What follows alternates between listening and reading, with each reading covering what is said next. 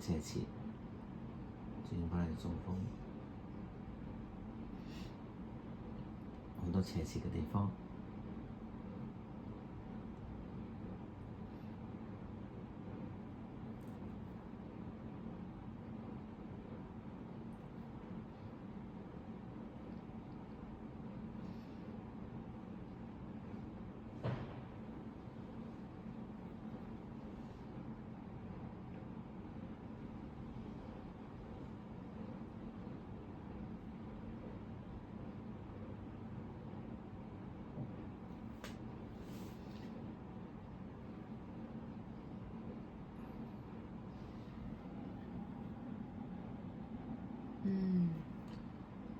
兩筆都係向上。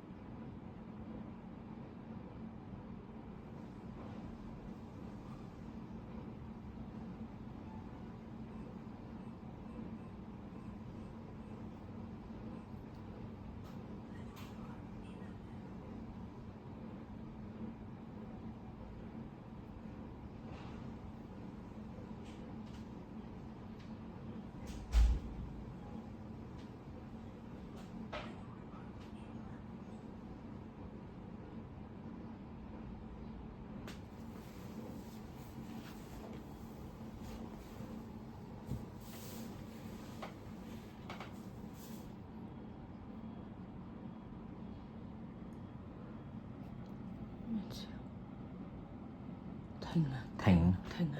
係。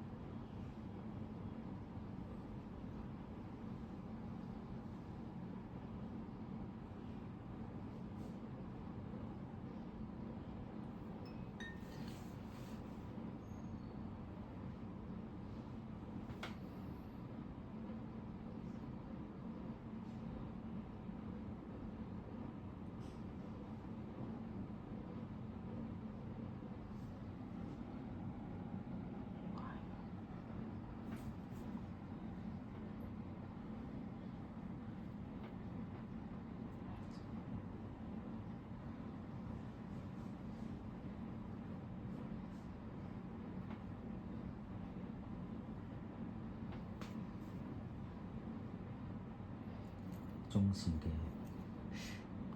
有少少，咁佢就可以長啲啦。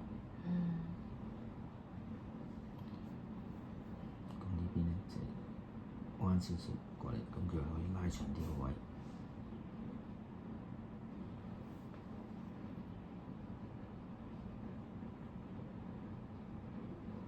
都有個方格之外，但係佢自己互相走位，好似多咗好多位出嚟。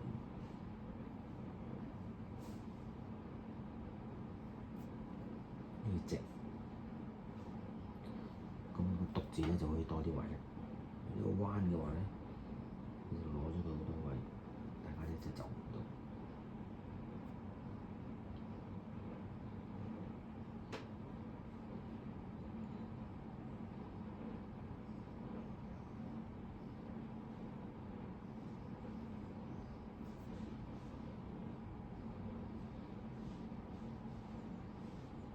選擇咧好似寒背咁樣啊，咁佢可以呢度硬係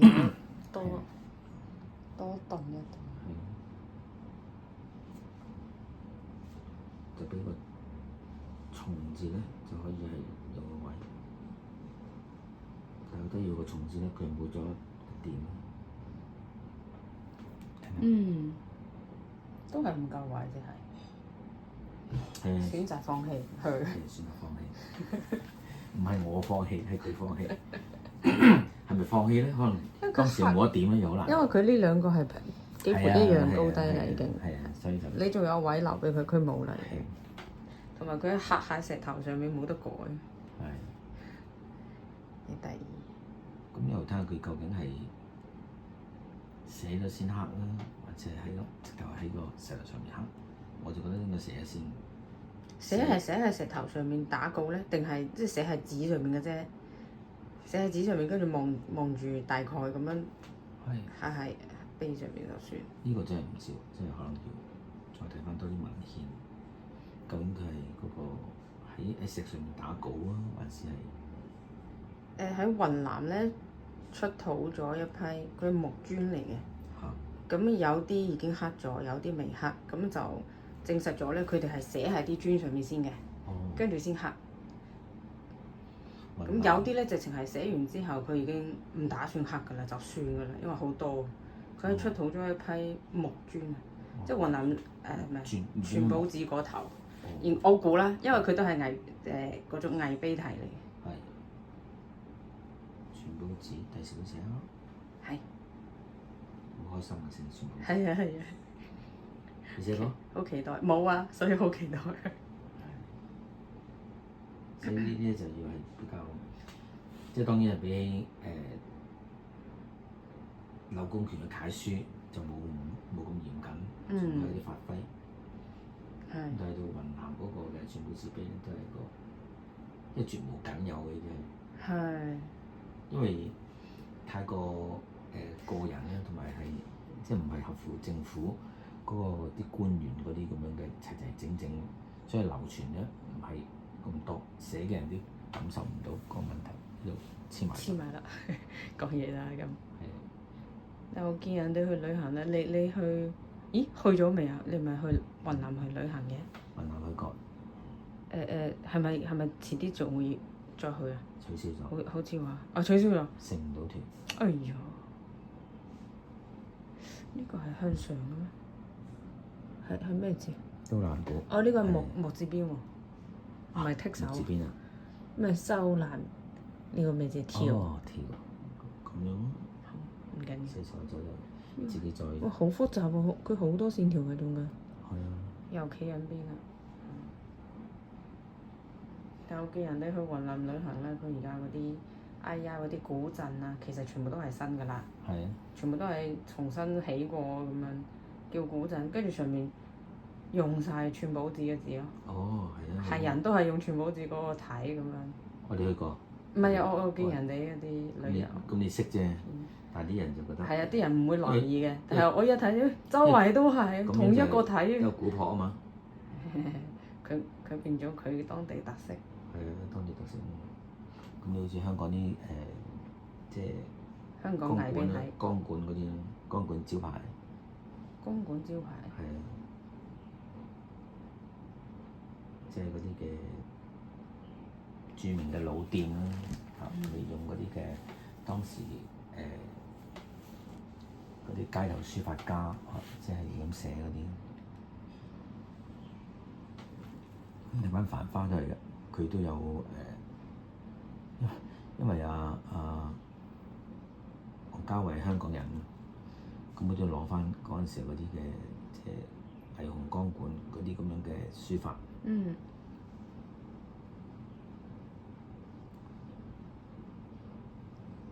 慢慢咧係啲老師傅唔喺度，於是咧就係嗰啲光管有變化，變咗圓形起角嘅少啦，圓形嘅多啦。嗯。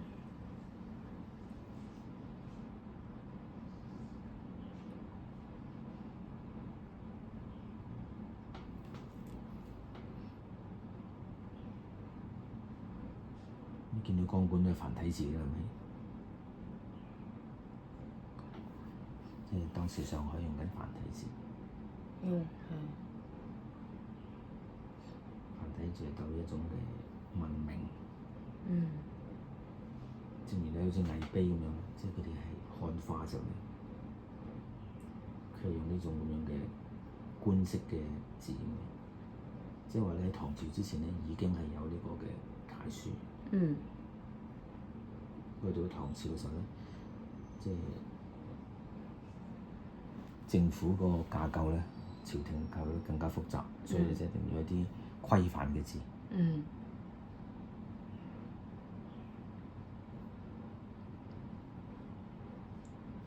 同埋唐朝都好多戶人做官。係啊，冇咗撇嘅。呢個就係佢嗰個漢化嘅情況。佢將呢度拉咗喺度。咁樣都好靚。佢砌得靚咧。佢可以借到。係啊，佢就唔係啱唔啱嘅字啦。係啦，佢就總之佢有美感。係啦，平衡到啦。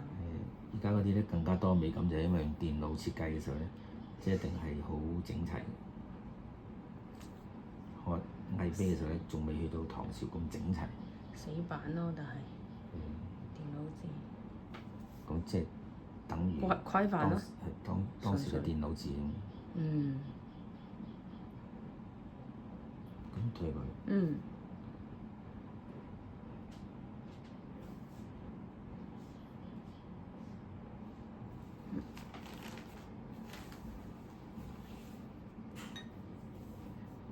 好，槍字咧，以前咧嗰個咩大昌啊、逆行啊，或者啲一個咩眼鏡店唔知咩槍嘅喎。呢啲要提字出嚟，一定要寫好佢嘅。係啦，睇住支筆係咁樣斜。做到呢個啦。咁樣一落嚟，由呢個咁樣落，同呢個咁樣落，都係唔同嘅方向。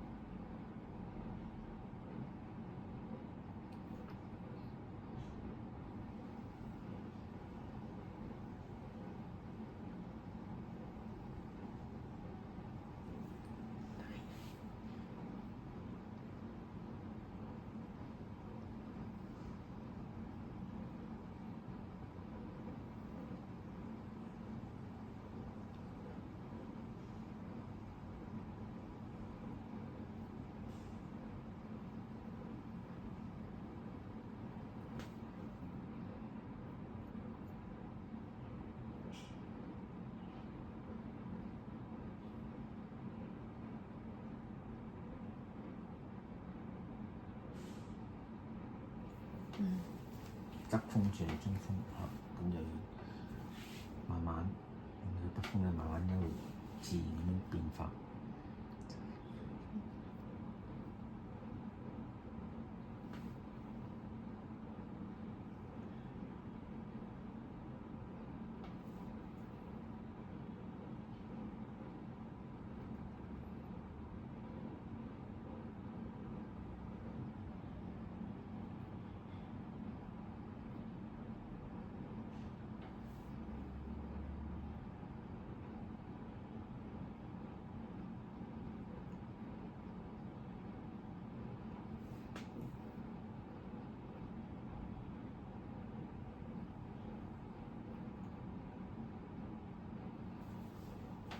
好。